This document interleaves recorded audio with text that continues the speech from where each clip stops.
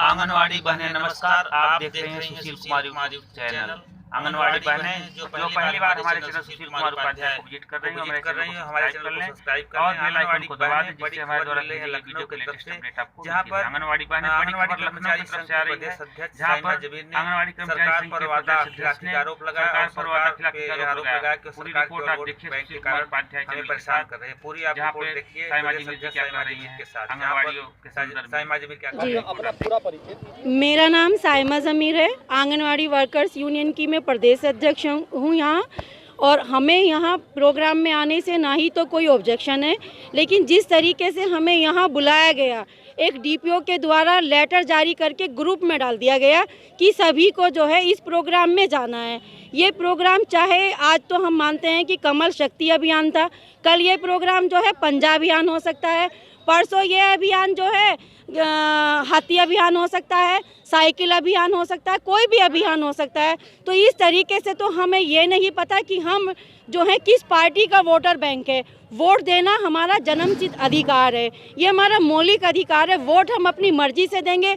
हमें भाजपा की नीति अच्छी लगेगी तो हम भाजपा को वोट देंगे, हमें अगर कांग्रेस की नीति अच्छी लगेगी तो हम कांग्रेस को वोट देंगे।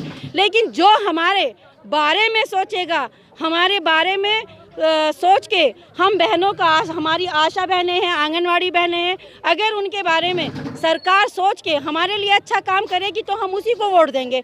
ये तो एक सबका मौलिक अधिकार है हमारे लिए। जैसे प्रधानमंत्री जी ने 1500 रुपये बढ़ा दिए, ये अक्टूबर में 1500 रुपये बढ़ाए, इसे अब बजट में फिर पेश करके कि मैंने 50% बढ़ा दिया, बहनों को गुमराह करने का काम हुआ।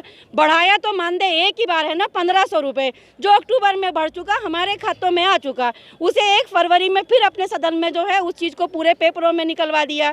योगी महाराज जी ने 7 जून को हम लोगों को बुला के, हमारे प्रदेश अध्यक्षों के साथ बुला के एक बैठक की।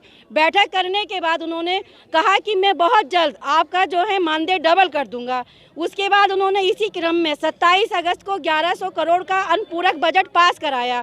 अनुपूरक बजट अगर जब उन्होंने अगस्त में पास कराने के बाद तो उनकी क्या मंशा है जो उन्होंने अभी तक हम लोगों का मानदेय नहीं बढ़ाया। तो इसीलिए हमने अब हम लोग जो हैं धरने पे हैं 1 जनवरी से और 5 जनवरी तक। अभी उन्होंने कहा है कि महेंद्र नाथ पांडे, आप लोगों से हमारी बात चल रही है, प्रदेश अध्यक्ष बीजेपी के महेंद्र नाथ पांडे जी से बात हुई है, वो एक मुलाकात करेंगे। अगर उन्होंने 5 तारीख तक हम बहनों के मानदेय के बारे में कोई भी समस्या हमारी इसको हल नहीं किया जो वादा किया है, तो हम इस चीज़ का वादा करते हैं कि हम सारे लोग 5 तारीख से लखनऊ के लिए रवाना होंगे, 6 तारीख से इको गार्डन में अपनी मांग के लिए धरना करेंगे और जो भी हमसे बन पड़ेगा हम करेंगे और फिर इस सरकार को जड़ से उखाड़ने का भी काम करेंगे।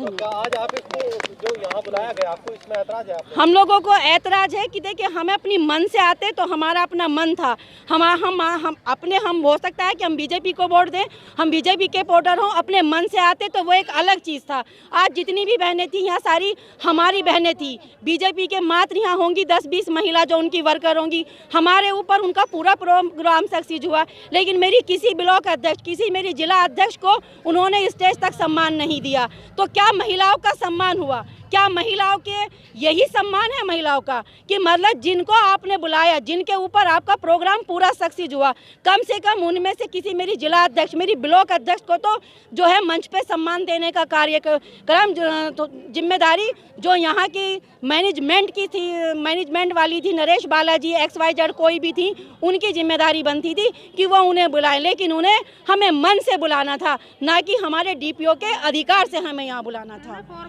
और न फॉर्मेलिटी हम लोगों की पूरी की गई है। और यहीं कुछ हमारे ही संगठन में कुछ यहाँ 2-4 लोग इन्होंने इस तरीके के बुला रखे हैं जो विरोधी हैं। अब ये उनकी बाइट कराना चाहे तो ये इनकी अपनी मर्जी है, लेकिन उनके साथ संख्या बल नहीं है। संख्या बल वहीं है जहां आंगनवाड़ी बहनों की आवाज़ है।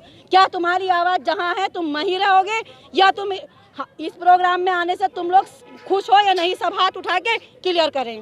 नहीं है, कोई खुश नहीं है।